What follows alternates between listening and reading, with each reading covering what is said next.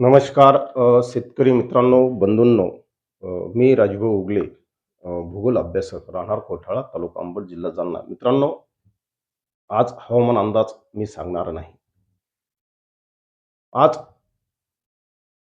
सांगितलेल्या हवामान अंदाजाचे परिणाम राज्यावर कशा पद्धतीने झाले, शेतकरी राजा कसा उद्ध्वस्त झाला, शेतकऱ्यांच्या पिकाची डोळ्यादेखत कशा पद्धतीने राख रांगोळी झाली, याचं काही भयान चित्र मी आपल्या महाराष्ट्रासमोर आणणार आहे. मित्रांनो, शेतकऱ्यांची काल अवकाळी पावसाने आणि गारपिटीने नुसती पिकच उद्ध्वस्त केली नाही, तर त्यांच्या मुलांची, बाळांची आणि त्यांची स्वप्नसुद्धा उद्ध्वस्त केली. शेतकरी हतबल झाला. डोळ्यादेखत सोन्यासारखं पीक मातीत गाडल्या गेलं, त्याचं नव्हतं झालं. त्याची स्वप्न या अवकाळीच्या पावसाबरोबर वाहून गेली. मित्रांनो, कधी आसमानी तर कधी सुलतानी संकटामध्ये कायमच शेतकरी भरडला जातो. त्याने कधी त्याच्या आयुष्याचा हिशोब, त्याच्या मालाचा हिशोब त्याने कधी केला नाही. ती आज 31 तारीख उद्योग जगतातील हिशोबाची. मित्रांनो, शेतकऱ्याचं किती उरलं आणि किती पुरलं शेतकऱ्याने आयुष्यभर पाहिलं नाही. अबाड कष्ट करत राहिला आणि पिकाची राख रांगोळी सुद्धा त्याच्या डोळ्यात देखत होत आहे.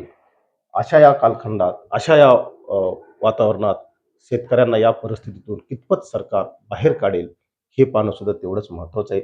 मित्रांनो, कालच्या अवकाळीनं आणि गारपिटीनं किती भयानक होती, त्याचे काही हे चित्र आपल्याला डोळ्यादेखत दिसत आहे. ही डाळिंबाची बाग लहान लेकरापेक्षाही या शेतकऱ्यांना हिला जपलेलं आहे.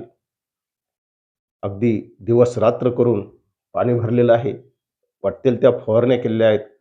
या फवारण्यावर एका रातीत पाणी फिरलं गेलं मित्रांनो. छोटी-छोटी फळं, फुलं ही आपल्याला खाली पडलेले दिसत आहेत. हे जे वास्तव आहे, हे फक्त प्रतिकात्मक आहे. यापेक्षा भयान परिस्थिती मित्रांनो महाराष्ट्रात आहे.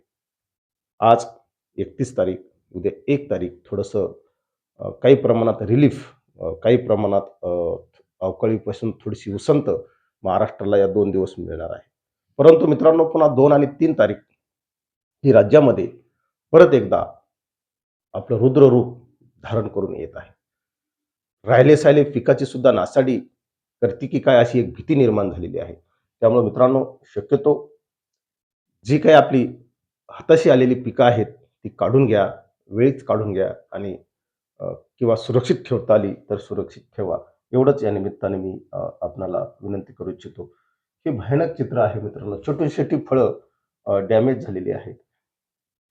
कांद्यासारखे अ, अतिशय सेन्सिटिव्ह पीक मित्रांनो डोळ्यादेखत शेतकऱ्याची नासाडी झालेली आहे. कांद्याला साधं जरी पाणी जरी लागलं, तर कांदा हा नासत असतो. मित्रांनो, उभ्या पिकावर नांगर फिरवण्यासारखा हे आहे. हे शेतकऱ्यांचं पीक पूर्णपणे कालच्या अवकाळीनं आडवं झालेलं आहे. याबरोबर शेतकरी सुद्धा आडवा झालेला आहे. मित्रांनो, माझी या निमित्तानं सरकारला आणि शासन प्रशासनाला एकच विनंती राहील, की वेळीत शेतकऱ्यांच्या पिकाचे पंचनामे करून शेतकऱ्यांना आर्थिक भरपाई द्यावी. एवढीच या निमित्तानं मी विनंती करतो आणि थांबतो. जय हिंद, जय महाराष्ट्र.